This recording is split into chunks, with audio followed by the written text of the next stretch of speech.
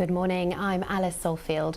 A BBC London investigations found debt collection firms have been used to claim more than £100 million from people using the Dartford crossing in the past 5 years.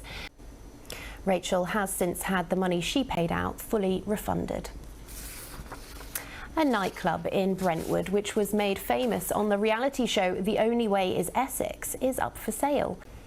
A young sports coach who had a life-saving operation has gone on to win a bronze medal in the Transplant Football World Cup. OK, let's take a look at now onto the weather with Kat. That's all from me. There's lots more on our website and the BBC News app. I'll be back during the news at 1, but until then, let's head back to BBC Breakfast with all the latest from the US election.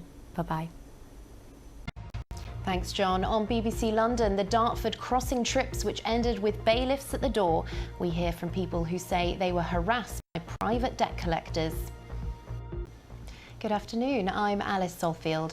Our top story this lunchtime. A BBC London investigation has found private debt collection firms have been used to claim more than £100 million from people using the Dartford crossing in the past 5 years. Drivers have told us they experienced intimidation and harassment over fines they believe were issued in error. National Highways, the government agency responsible for the bridge crossing which connects Kent and Essex, says cases are only referred as a last resort. Our senior investigations reporter Charlotte Rose has been to meet some of those affected. The Mayor of London has put out a statement saying he thinks many Londoners will be anxious about the outcome of the US presidential election.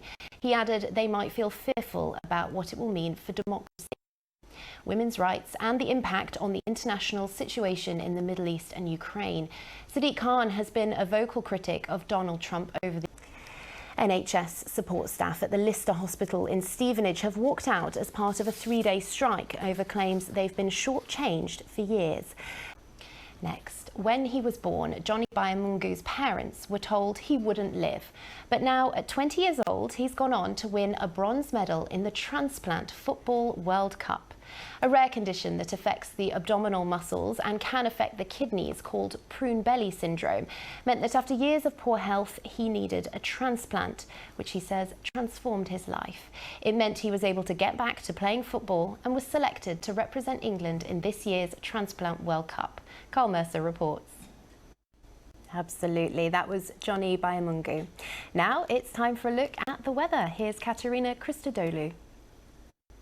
That's all from BBC London. Now it's back to the rest of the BBC News at 1 with John Kay in Washington and Ben Brown in the studio. Bye-bye.